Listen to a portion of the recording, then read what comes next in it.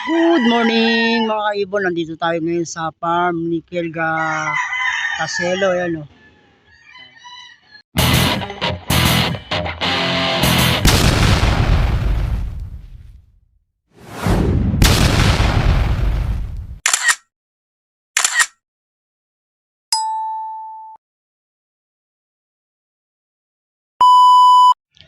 Ito si Kelga Caselo, yung ating dinideliveran na manok. Ayan siya. At may nanalo sa kanyang palaro. Bali dalawa, isang Imos at isang Rosario. I-deliver natin. So, bali marami na rin ako na-deliver sa kanya. Pinakamalayo kong deliver ay sa may Chaong, Quezon. So, yan, galante magbayad dyan. Nilagyan niya muna ng dahon ng saging yung aluhan ng manok paglalagyan. So, yan yung kanyang mga manok. Kita nyo naman, oh. Marami siyang breeding doon. Yung banda. Nandun daw yung manok na kukunin. Hindi na pupunta doon kasi maputik na yan, oh. Wala akong bota. Yan. Ang mga manok. Yun, oh. Yun. Nakita nyo yun. Nakita nyo yan. Yan ang kanyang farm. Ito.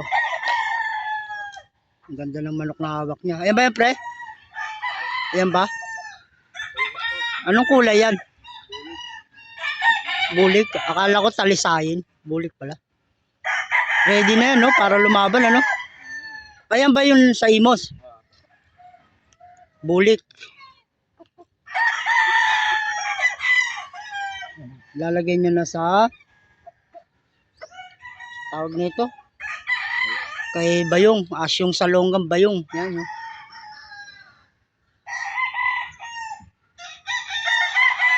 Yun, no? Wala yung ano mo dito, yung katulong mo ngayon, yung katulong mo, lalay mo. Maaga pa, no? Lalagay niya na po yung kanyang ipapadeliver. Dami manok, oh. Maraming manok. Maganda yung lugar. Lupa. Talagang pang manok siya. Ano? Yung nga lang, pag lupa talaga, eh, ano, eh, malo siya, maputik. Pero ito yung bagay talaga sa manok. Kasi pag tag-init, makakapaglupay-pay sila dyan sa ganyan lupa. Yan, no? Ganda ng manok niya. Ito, bata pa to. Ano? Ang kailangan nyo ng manok, ano, kontakin nyo lang si Kelga Caselo. Yung FB page niya, PM nyo lang. Ito yung ano niya, FB page niya. Ganda ng manok, oh. No? Mga bata pa, pinapalo to, eh. Pinapa-ending niya, no? Mga magaganda lahi nito manok.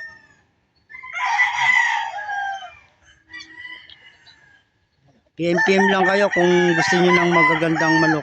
At pwede kayo sa kanya sumali sa pa-ending niya. Sa manok. Hanggang doon pa yan, no? Nandun yung mga breeding niya. Mga breeding niya. Iba nandun. Doon banda may mga baboy damo doon. Malalaki yung mga native. Baboy. Baboy ramo. Tsaka native na baboy. Yung kulay itim. Doon banda. Yun, no? Maluwag. Tsaka sakto, mapuno. Dito po to sa may CAA, ano? CAA. Yun, no? Parang may uwak. May uwak na nakadapo doon, no? Yun, no? Uwak na. Uwak. Ayan, ready na yung ating i-deliver. So, yan pa. Yan, mga ready to, ano na yan, no? Pa-deliver.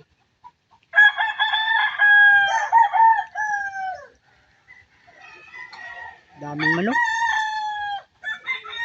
Hindi maubos-ubos yung kanyang pinapending na manok. Marami. Marami siyang papisa. May incubator sila, mga ka-Stanley Boy. Golden Boy ba yan? Ganda, oh.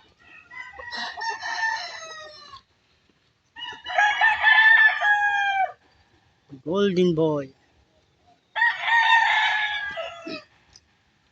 Medyo naambol mga ka-Stanley boy ha. Naambol. Gusto nyo ng manok, tiin nyo lang siya.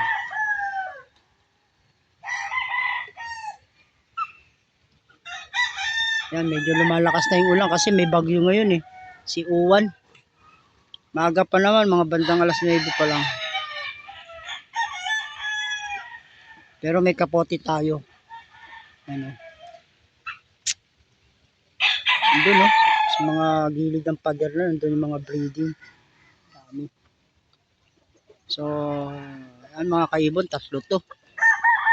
Pero dalawa lang yata i-deliver natin dito.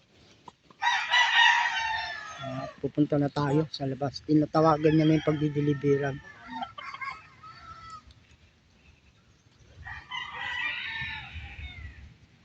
Ano, ang luwag niyan mga ka-ibon no. Sa tayo.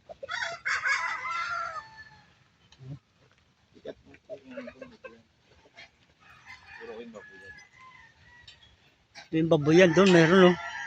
Yun no.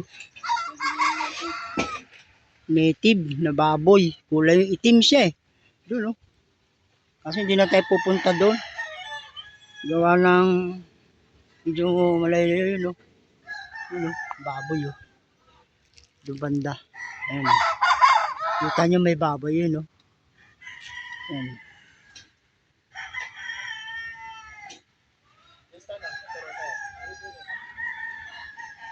So punta tayo sa baboyan at sinama tayo. Nickel.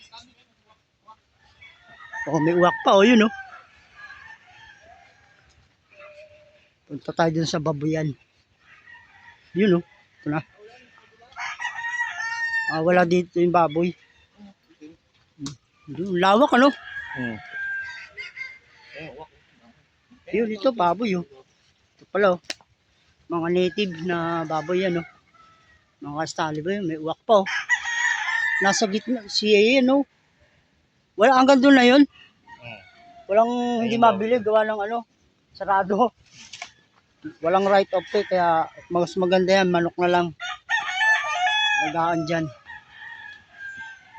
So yun, pinakita ko lang sa inyo yung baboyan na mga native, pag-aala lang siya. Masarap yan. Ito, yun daw. At lalabas na tayo. Ayan ang kanyang mga manukan. No. Bakit? No.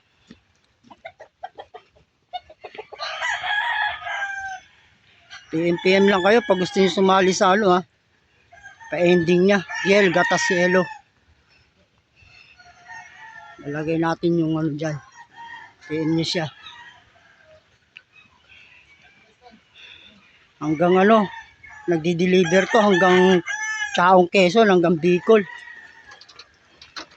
Pag Bicol na siguro mga 5,000 na pa-deliver nito. Yan no.